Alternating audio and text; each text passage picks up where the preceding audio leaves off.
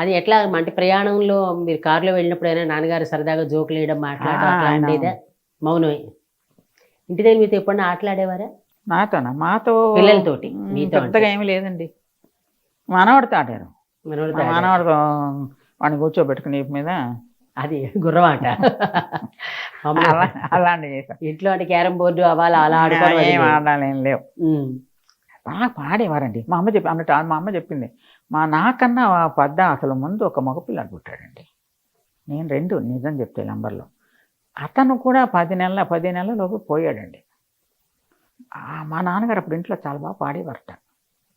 ఆ అబ్బాయి పోయాక అన్ని ఫోటోలు చూసా. విపరీతమైన ఫోటోలు ఉన్నాయి ఆల్బమ్ నిండా. అబ్బాయి పోయాక మా నాన్నగారు పూర్తిగా పాడడం మానేశారు. పూర్తిగా అసలు నేను ఇళ్ళలో ఎప్పుడు వినడం. ఉమ్. చాలా బాగా పాడేవారని మా అమ్మ చెప్తోంది. కానీ నేను ఎప్పుడు వినలేదు అబ్బాయి పోయాక.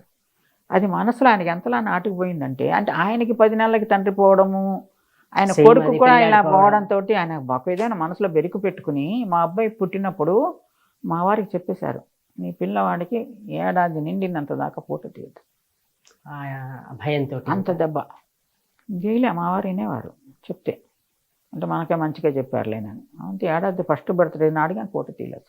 భయపడ్డారు కదా ఆయనకి 2 అనుభవాలు అయ్యేసరికి అదొక సెంటిమెంట్ కింద వరుసగా 2 ఉమ్. ఒకటి కాదు 2 దాంతో తర్వాత మా నాన్నగారు అనుభవాలు ఏందో అన్నారు కదా, తిరుపతి కాకుండా సూర్యబాబు గారి నాటకానికి వెళ్ళామండి. అది నాకు గొప్ప ఎక్స్పీరియన్స్ అండి. ఉమ్. ఉమ్. కృష్ణతులాపురం కాళిదాస్కి ఆయన కూడా ప్రొడ్యూసరే. అక్కడ నాటకోత్సవాలు అయ్యి వారం రోజులు. నాన్నగారు మరి వాళ్ళ డైరెక్టరే కదా, పిలిచారు మమ్మల్ని ఫ్యామిలీని. రాత్రి వేసేవారు 9-10 గంటలకు, 2-3 గంటల పైన పట్టేది. అది మా నాన్నగారితో కలిసి వెళ్ళి చూసాం. అదొకటి అనుభవం నాకు. ఇంకోటి ఏం వెళ్ళాము మా నాన్నగారితో, సఫైర్ థియేటర్ కొత్తగా కట్టారు 70mm థియేటర్లో. చాలా బాగుంది. చెన్నైలో ఫస్ట్ కట్టిన థియేటర్ అనమాట 70mm వచ్చాక. అప్పుడు సూపర్ హిట్స్ మూవీస్ ఇంగ్లీష్వి చెప్తా ఉన్నాను. బెన్హరు, 10 కమాండ్మెంట్స్, తర్వాత Mackenna's gold, sound of music. ఇప్పుడు ఆయన కూడా ఎలాగా అప్పుడు 70mm ఇంకా చూడలేదు కనుక అప్పుడు ఆయనతో పాటు మమ్మల్ని తీసుకెళ్ళారు. కానీ సహజంగా ఓడియన్ అని ఇంకో థియేటర్ ఉంది. అక్కడ అన్ని మూవీస్ ఇంగ్లీషే వేస్తారు, ఇంకేం వెయ్యరు వాళ్ళు. మా నాన్నగారు మాత్రం వెళ్ళేవారండి. మేము మమ్మల్ని ఎప్పుడు తీసుకెళ్ళాం. ఇగో ఈ సఫైర్ కొత్తగా రావడము 70mm అలాగా ఆయన కూడా ఆ సినిమాలు అంతకుముందు చూడలేదు కనుక ఆయనతో పాటు మమ్మల్ని తీసుకెళ్ళడం చూసి. ఇంకేమైనా మీరు చెప్పాలనుకుని ఉన్నాయా? ఉన్నాయండి. మీరు చెప్పంటే నాకు తెలిసినంత వరకు నేను అడిగాను. నాగిరెడ్డి గారిని ఒకసారి మనం తలుచుకోవాలండి. నాగిరెడ్డి గారిని. ఆయనకి ఏంటది అవార్డు వచ్చింది, పాల్కే అవార్డు. అప్పటికే నాన్నగారు దాదాపు రిటైర్ అయిపోయినట్లు లెక్క అనుకుంటాను, సినిమాలు ఏమి ఉన్నట్లేదు. ఆయనకి అవార్డు వచ్చింది, 1 లక్ష రూపాయలు ఇచ్చారు. ఇస్తే ఆయన ఎంత గొప్ప వ్యక్తి అంటే మా ఇంటికి వచ్చారండి. నాన్నగారికి కూడా అందులో వాటా ఉంది, కొంత క్యాష్ నాన్నగారికి ఇచ్చారండి. అసలు చూడండి, గ్రేట్. మామూలుగానే డబ్బులు ఎగ్గొట్టేస్తారు. ఎందుకు ఇవ్వాలండి అసలు? ఇప్పుడు ఇస్తారా అలాగా? ఇవ్వవలసినవే ఇవ్వరు కదా. బహుశా మీ నాన్నగారు కూడా చాలా చల్లని చెక్కులు వచ్చి ఉంటాయి కదా. అసలు ఇవ్వలేదు కదా అసలే ఈయన అడగరు. చల్లని చెక్కులు అంటే ఏం లేవు కానీ అసలు ఇవ్వలేదు, అంతే, ఒకటే మాట. ఈయన వెళ్ళి అడగలేదు, నాకు రాలేదు ఇవ్వను అడగరు. ఇంకేంటి? అలాంటిది నాగిరెడ్డి గారండి. ఆయనకు వచ్చిన 1 లక్ష రూపాయలు ఆయన మనసులో 5-6 పెట్టుకున్నారు ఆయన. అంటే మొదటి నుంచి ఉన్నవాళ్ళు అన్నమాట. మొట్టమొదటి నుంచి మొట్టమొదటి అంటే ఇంకా చెప్తే స్టూడియో పునాది రాయి వేస్తారు చూస్తారా, అప్పుడు మా నాన్నగారు కూడా అందులో వేశారట. ఓకే. అంటే ఆ స్టేజ్ నుంచి నాన్నగారు ఉన్నారు. తర్వాత మరి వాళ్ళ సినిమాలు నిజంగానే కొన్ని నాన్నగారితో చాలా చాలా సినిమాలకు పనిచేశారు ఆయన. అందుకే నాన్నగారిని గుర్తుపెట్టుకుని, ఆయన పెద్ద ఆయన వయసులో, ఆయన కూడా పెద్ద ఆయనే. తర్వాత నాన్నగారు బాధపడ్డారు, ఏంటండి మీరెందుకు వచ్చారు, నాకు కబురు పెడితే నేను రానా మీ దగ్గరికి, మీరు రావడం ఏంటండి నా దగ్గరికి అంటే. అంటే వాళ్ళకు ఉండే గౌరవం వేరండి ఆ రోజుల్లో. లేదండి, నేనే రావాలని వచ్చిస్తాను. అది నేను ఆయన తలుచుకోవాలి.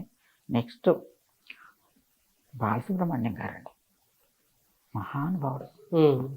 అంటే మా నాన్నగారికి ప్రత్యేకించి ఎవరు పౌరాణి బ్రహ్మ ఇచ్చారు, ఓకే, అంతదాకా ఒప్పుకుంటాను, కానీ విడిగా ఆయన ఇచ్చిన వీళ్ళు పెద్దగా లేవు. అలాంటిది ఆయన అమెరికా తీసుకెళ్లారు మా నాన్నగారిని. World tele conference 4th world tele conference న్యూయార్క్లో అయింది. అప్పటికే మా నాన్నగారికి 80 ఏళ్ళు, 92 సంవత్సరంలో 80 ఏళ్ళు వచ్చాయి ఆయనకి. మా ఇంటికి వచ్చి కూర్చుని నేను తీసుకెళ్తున్నాను, మీరు రావాలి, అవార్డు ఇస్తారు. ఇది అది కూడా ఏంటి, శిరోమణి అవార్డు. శిరోమణి అవార్డు అనేది ఒక్కరికే ఇస్తారు. చాలామంది సన్మానిస్తారు, యాక్టర్లు గానో ఇంకోటి గానో, కానీ శిరోమణి అవార్డు అనేది ఒక్కళ్ళకే ఇస్తారు. శిరోమణి అవార్డు ఇస్తున్నాను, రావాలని. వాళ్ళ మీ పేరు సెలెక్ట్ చేస్తారు, ఇస్తున్నాను. లేదు నాయన, నాకు ఇన్నేళ్ళు వచ్చాయి, ఇప్పుడు నేనేం వస్తాను, నేను రానని చెప్పాను. అంటే ఈయనకి పెద్దగా ఆశలేం లేవు కదా, ఉన్న వాళ్ళైతే వెళ్తారు, ఈయనకి లేవు, నేను రానన్నారు. అంటే అలా కాదు, ఏమైనా సరే మీరు వచ్చి తీరాల్సిందే, నా మాట కాదనడానికి వెళ్ళలేదు. నేను ఇంత పెద్దవాడిని, నేను ఇంటికేంటి అక్కడ కండిషన్ ఏంటి, వాళ్ళకి ఎవరినైతే సన్మానం చేస్తున్నారో వాళ్ళకి మాత్రమే 8 టికెట్ ఇస్తారు. మాటలు ఏంటండి, అమెరికా తీసుకెళ్ళి రావడం అంటే అక్కడ ఉండగా చూసుకోవాలి కదా, ఒక్కళ్ళకే ఇస్తారు. అక్కడ కూడా మా నాన్నగారికి సమస్య వచ్చింది. అంటే ఆయన పెద్ద ఆయన కదా, పక్కన నుండి మా అమ్మ చూసుకుంటే కానీ దాదాపు చేయలేని పరిస్థితిలో ఉన్నారు ఆయన. అందుకని కూడా రానని చెప్పుకుంటారు. అసలు లేదు నాయన, ఇట్లా పరిస్థితి, మా ఆవిడ లెక్క నేను రాలేను, ఇంత వయసు నాకు, నేను ఎట్లా వస్తాను, అంత దూరం ఫ్లైట్లు ఎక్కి రాలేను నేను. అంటే ఆయన ఎంత గొప్ప వ్యక్తి అంటే, అక్కడ వాళ్ళని ఒప్పించి మా అమ్మకి టికెట్లు తీపిచ్చారండి. ఎవరైనా ఇప్పిస్తారండి? అసలు అమ్మకి ఇవ్వకూడదు, అసలు అమ్మకి ఇవ్వకూడదు. ఇదే ఇండియాలో మీరు ఏదో ఫ్లైట్ టికెట్, రైలుకి టికెట్ ఇవ్వడం కాదు కదా, అమ్మకు కూడా ఇద్దరికి ఇచ్చారు. ఇచ్చి మళ్ళీ ఈయన ఎక్కడ విడిగా ఎక్కడ ఉండలేరని చెప్పి చిట్టి రామకృష్ణ గారని డాక్టరు, వాళ్ళ ఇంట్లో ఈయనకి బస ఏర్పాటు చేశారు. ఈయన బాలసుబ్రహ్మణ్యం గారు, చాలా గ్రేట్ అసలు. వాళ్ళ ఇంట్లో నా బాధ్యత తీసుకున్నారు కదా. మీరు ఒకటే మాట చెప్పారు, మీరు పాస్పోర్ట్ ఒక్కటే తీసుకోండి. మా నాన్నగారి పాస్పోర్ట్ కూడా లేదు, పాస్పోర్ట్ ఒక్కటే తీసుకోండి, అది ఒక్కటే నేను మీకు వదిలిపెడుతున్నాను, మిగిలినంతా నాది బాధ్యత, నేను తీసుకెళ్తాను, నేను జాగ్రత్తగా మిమ్మల్ని వెనక్కి తీసుకొస్తాను. చిట్టి రామకృష్ణ గారు అంటే వారం రోజులు ఉన్నారు. వాళ్ళు ఎంత గొప్ప వ్యక్తులు అంటే, వాళ్ళు చాలా బాగా చేశారు. అక్కడి నుంచి వాళ్ళకేంటి, ఇంత పెద్ద ఆయన మా ఇంటికి వచ్చారని చెప్పి వాళ్ళకేమో ఊరు చూపిస్తూ ఉంటారు, వీళ్ళేమో ఎలా ఉంటారు.